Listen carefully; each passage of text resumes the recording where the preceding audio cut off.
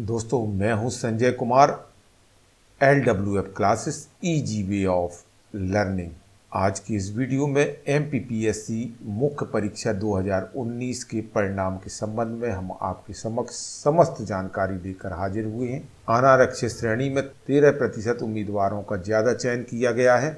आखिर क्यों किया गया है ऐसा, यह भी हम जानेंगे इस वीडियो में। साथ ही मध्य प्रदेश लोक सेवा आयोग की हाल ही में विज्ञप्ति जारी हुई है और उसमें अभिलेख जमा करने के लिए समय दिया गया है आवेदकों के लिए। कुल मिलाकर साक्षात्कार के लिए आमंत्रित किया गया है 1918 उम्मीदवारों के लिए। पूरी प्रक्रिया क्या है हम इस वीडियो में जानने वाले हैं। 31 जनवरी 2021 तक दस्तावेजों का सत्यापन किया जाना है और उन्हें आयोग में जमा किया जाना है। कौन से दस्तावेज आयोग में जमा किए जाने हैं, किस तरह से आप समस्त दस्तावेजों को बनवाएंगे, इस वीडियो में हम संपूर्ण जानकारी लेकर हाजिर हुए हैं। MPPSC मुख्य परीक्षा 2019 का हाल ही में परिणाम घोषित किया गया है। लगभग 9 महीने के बाद यह परिणाम घोषित किया गया है। जैसा कि आपको मालूम है, 31 दिसंबर 2019 को राज्य सेवा मुख्य परीक्षा का परिणाम यानी MPPSC मुख्य परीक्षा का परिणाम घोषित कर दिया गया है। साथ ही वह लिस्ट जारी कर दी गई है जिनका सिलेक्शन इंटरव्यू के लिए हुआ है। मुख्य परीक्षा के परिणाम में गणना इस प्रकार की गई है कि कोर्ट के निर्णय से प्रक्रिया निरस्त न करना पड़े, और आप जानते हैं रिजल्ट में भी इसीलिए देरी हुई है। इस बारे में सामान्य प्रशासन विभाग ने निर्देश जारी किए थे। इंटरव्यू के अंतिम दौर के लिए उम्मीदवारों को 31 जनवरी तक अपने दस्तावेजों का सत्यापन के लिए आयोग के मुख्यालय को भेजना होगा। अगर आपका सिलेक्शन हुआ है तो 31 जनवरी तक आप अपने दस्तावेजों को भेज सकते हैं। क्या क्या दस्तावेजों में शामिल है यह हम आगे बताएंगे, उसके पहले पूरी जानकारी। राज्य सेवा में कुल मिलाकर 571 रिक्तियां घोषित थीं। नियमानुसार कुल पदों का 3 गुना उम्मीदवारों को साक्षात्कार के लिए चयनित किया जाता है या आमंत्रित किया जाता है। आयोग ने शुक्रवार यानी कि 31 दिसंबर 2021 को नतीजे जारी किए। उनमें कुल मिलाकर 637 पद मानते हुए 3 गुना उम्मीदवारों को आमंत्रित किया गया है, चयनित किया गया है।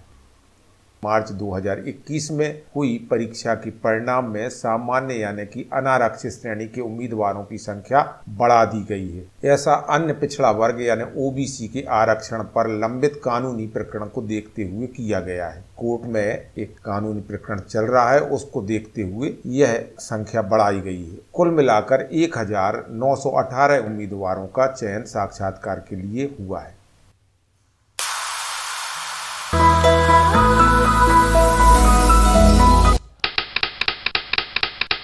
दोस्तों, अगर आपने चैनल को सब्सक्राइब नहीं किया है तो सब्सक्राइब कर लें। हम विभिन्न प्रकार की वीडियो अपलोड करते रहते हैं जो कि प्रतियोगी परीक्षाओं से संबंधित हैं। कोर्ट में प्रकरण लंबित है, वह क्या है? प्रदेश सरकार द्वारा बढ़ाए गए 27% OBC आरक्षण पर कोर्ट में प्रकरण लंबित है। आयोग ने शासन के निर्देश के अनुसार रिजल्ट इस तरह तैयार किया है कि कोर्ट का निर्णय आरक्षण के पक्ष में हो या खिलाफ हो, यानी कि कोर्ट का कुछ भी निर्णय हो तो ना तो प्रक्रिया रद्द करना पड़े और ना दोबारा रिजल्ट बनाना पड़े। इसलिए सामान्य वर्ग के उम्मीदवारों के कुछ पद बढ़ा दिए गए हैं।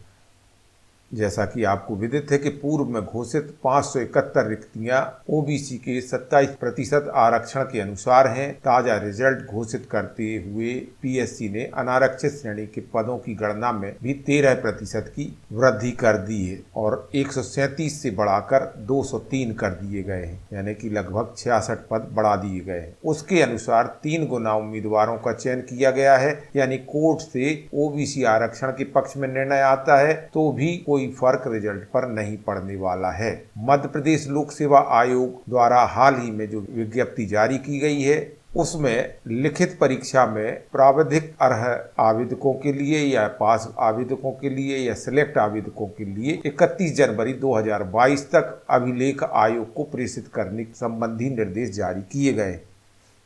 राज्य सेवा आयोग परीक्षा 2019 की लिखित परीक्षा में जो उम्मीदवार अर्ह पाए गए हैं या पास हुए हैं या फिर उनका सिलेक्शन हुआ है, उन्हें दिनांक 31 जनवरी 2022 तक अभिलेख आयोग को प्रेषित करने होंगे। इस संबंध में आयोग ने निर्देश जारी किए हैं। वह निर्देश क्या हैं, पूरे हम आपके साथ शेयर करने वाले हैं। बने रहें। अगर चैनल को सब्सक्राइब नहीं किया है तो सब्सक्राइब कर लें और इस वीडियो को अधिक से अधिक शेयर करें। साथ ही वीडियो को लाइक करना न भूलें। क्या कहा गया है आयोग की विज्ञप्ति में? आयोग की विज्ञप्ति में और क्रमांक है इसका 8657 18/2021 अनुभाग 10 दिनांक 31/12/2021 द्वारा राज्य सेवा मुख्य परीक्षा 2019 लिखित परीक्षा का परिणाम जारी किया गया है। लिखित परीक्षा में साक्षात्कार हेतु प्रावधिक अर्ह पाए गए समस्त आवेदकों को अभिलेख दिनांक 31/1/2022 यानी कि 31 जनवरी 2022 तक आयोग को प्रेषित करने हेतु निर्देशित किया गया है। आवेदक निम्नानुसार दस्तावेज आयोग को उपलब्ध कराना सुनिश्चित करें,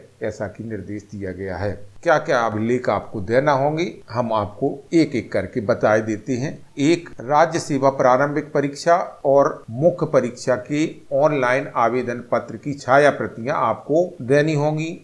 नंबर 2, उपस्थिति पत्रक की मूल प्रति एक कॉपी में आपको देना होगी। यह उपस्थिति पत्रक क्या है, तो यह आयोग की वेबसाइट पर उपलब्ध है। उसे आपको डाउनलोड करना होगा और उसके बाद फिर उसे भरकर आपको जमा करनी होगी। नंबर 3, व्यक्तिगत विवरण, यह भी आपको आयोग की वेबसाइट पर उपलब्ध है। उसे आप डाउनलोड करें और डाउनलोड करने के पश्चात उसे भरें और भरने के बाद उसकी मूल प्रति आयोग को भेजें। साथ ही 5 अन्य उसकी फोटोकॉपी करवाएं, छाया प्रति, और उनको भी संलग्न करके भेजना होगा। और जितने भी आप प्रमाण पत्र देते हैं उन सभी प्रमाण पत्रों की आपको एक कॉपी अपने पास रखना चाहिए कम से कम। चौथा है अनुप्रमाणन फॉर्म, तो यहाँ पर 3 मूल प्रति में आपको देना होंगे। यह भी आयोग की वेबसाइट पर उपलब्ध है। डाउनलोड करिए, भरिए और उसके बाद भेजिए। फिर 5वां दस्तावेज आपको क्या संलग्न करना है, शासकीय सेवक हेतु अभिवचन पत्र। अगर आप शासकीय सेवक हैं और आप पास हो गए हैं तो आपको एक मूल प्रति आयोग की वेबसाइट पर उपलब्ध है, उसे डाउनलोड करके भर के जमा करना होगी। 6वां है घोषणा पत्र, किसी भी चयन परीक्षा में विवर्जित होने संबंधी यह घोषणा पत्र है। इसकी एक मूल प्रति आपको भेजना है आयोग के लिए और यह भी आपको आयोग की वेबसाइट पर उपलब्ध होगा प्रोफार्मा। उसको डाउनलोड करना है, फिर भरना है और तब आपको इन दस्तावेजों के साथ अटैच करके आयोग को भेजना है। 7वां है अन्य पिछड़ा वर्ग के अभ्यर्थियों को क्रीमी लेयर श्रेणी के अंतर्गत न आने संबंधी प्रस्तुत किए जाने वाला घोषणा पत्र। इसकी भी आपको एक मूल प्रति भेजना है आयोग के लिए और यह भी आपको आयोग की वेबसाइट पर जाकर डाउनलोड करना है और उसे भर के फिर भेजना है। 8वां नंबर है हाई स्कूल और हायर सेकेंडरी परीक्षा की अंक सूची। तो हाई स्कूल और हायर सेकेंडरी परीक्षा की अंक सूचियां जो हैं उनकी आपको फोटोकॉपी करवाना है और उनको भी आपको भेजना है। अगला है स्नातक प्रत्येक वर्ष की अंक सूचियां एवं उपाधि। तो स्नातक में यानी आपने BA BSc या BCom जो भी किया है उसकी अंक सूचियां प्रत्येक वर्ष की आपको भेजना है, उनकी फोटोकॉपी, और साथ ही आपको उपाधि यानी डिग्री भी भेजना है। अगर आपको मान लो स्थायी डिग्री अभी नहीं मिली है तो आप प्रोविजनल डिग्री बनवाएं विश्वविद्यालय से और तब भेजें। आपको विश्वविद्यालय जाकर प्रोविजनल डिग्री के लिए आवेदन करना होगा और उसके लिए जो भी फीस होती है वह आप जमा करें, उसकी रिसीप्ट और आवेदन जब आप जमा करेंगे तो प्रोविजनल डिग्री या उपाधि आपको कम समय में ही जल्दी ही मिल जाएगी। 10वां मूल निवासी या स्थानीय निवासी प्रमाण पत्र की प्रति। मूल निवासी या स्थानीय निवासी प्रमाण पत्र की आपको एक प्रति संलग्न करना होगी। प्रमाण पत्र पर यह ध्यान देना चाहिए कि गोल सील लगी हुई हो, जावक क्रमांक लिखा हो, उसमें दिनांक लिखा हो, ये सभी चीजें जरूरी हैं। इसलिए आप जब भी प्रमाण पत्र अगर नहीं है तो बनवाएं तो इन सब चीजों का ध्यान रखें। और अगर आपके पास कोई प्रमाण पत्र पहले से है और गोल सील नहीं लगी है, जावक क्रमांक नहीं लिखा है, दिनांक नहीं लिखा है, तो आप फिर से उस प्रमाण पत्र को बनवाएं।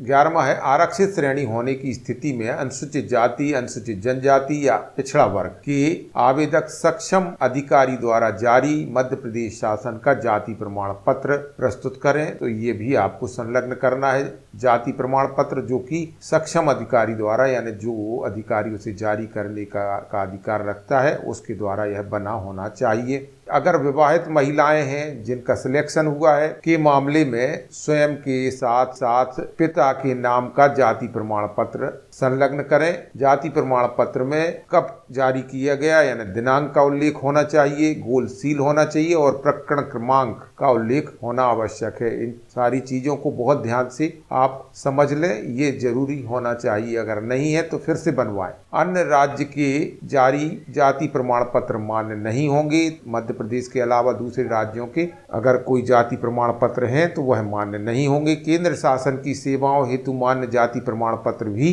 मान्य नहीं होने वाले हैं। केवल और केवल मध्य प्रदेश शासन की सेवाओं हेतु निर्धारित प्रारूप में जाति प्रमाण पत्र मान्य होंगे, यह आप याद रखें। तो जाति प्रमाण पत्र जब भी आप संलग्न करते हैं तो इन सब चीजों का ध्यान रखें। नंबर 12 है EWS की पात्रता रखने वाले आवेदक EWS का वैध प्रमाण पत्र संलग्न करें, यानी कि जो सक्षम अधिकारी है उससे आप प्रमाण पत्र बनवाएं और उसमें भी सभी चीजों का उल्लेख होना चाहिए, जैसे कि डेट है, सील है और क्रमांक इत्यादि। मध्य प्रदेश राज्य का रोजगार कार्यालय का जीवित पंजीयन प्रमाण पत्र आपको संलग्न करना होगा। तो रोजगार कार्यालय में अगर आपका ये जीवित पंजीयन नहीं है तो आप पंजीयन करवा लें और इस पंजीयन के लिए आप ऑनलाइन आवेदन भी कर सकते हैं। बहुत आसान प्रक्रिया है। अगर आपको नहीं पता हो तो हम आपको बता देंगे, आप हमें कमेंट्स करें। रोजगार कार्यालय का पंजीयन प्रमाण पत्र आवश्यक है।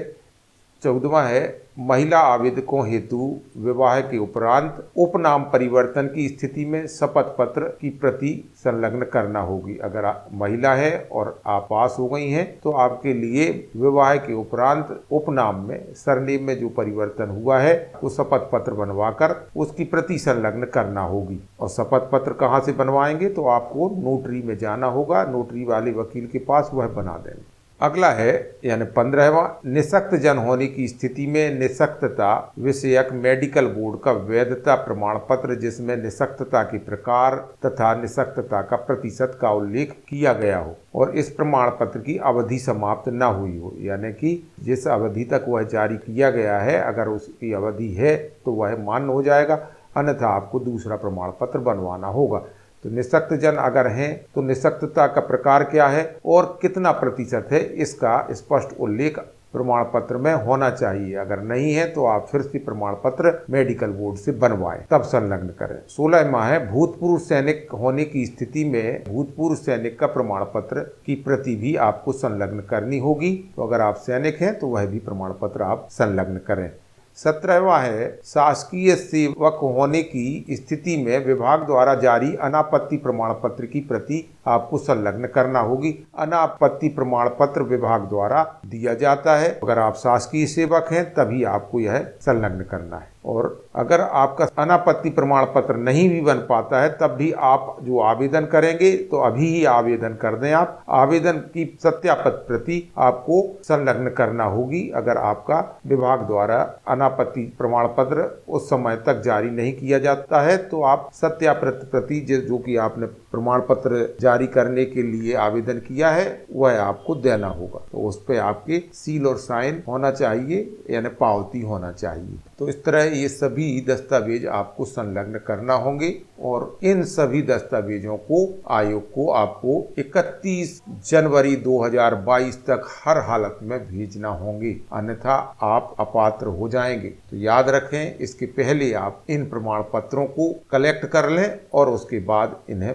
जल्दी से जल्दी भेजें। 2-3 चीजें आपको फिर से बता देना चाहेंगे कि जो भी प्रमाण पत्र हों वे सभी प्रमाण पत्र वैध अधिकारी, सक्षम अधिकारी द्वारा जारी किए जाना चाहिए। उन पर सील, साइन, प्रकरण क्रमांक जो भी जरूरी है वह होना चाहिए, तभी यह मान्य होंगे। तो आप इन सब चीजों को बहुत ध्यान से देखें। जब आप प्रमाण पत्र लेने जाएं तो इन सब चीज़ों को देख लें। तो दोस्तों, हम विभिन्न परीक्षाओं से संबंधित वीडियो बनाते हैं, MPPSC के लिए भी हम वीडियो बनाते हैं। हमारी जानकारी आपको कैसी लगी, यह वीडियो आपको कैसा लगा, और जो भी समस्या हो हमें जरूर कमेंट्स करें, लाइक जरूर करें, साथ ही शेयर भी। और अगर चैनल को सब्सक्राइब नहीं किया है तो सब्सक्राइब कर लें, बेल आइकन को भी प्रेस कर दें। हम फिर मिलेंगे एक नए वीडियो के साथ। नमस्कार, जय हिंद।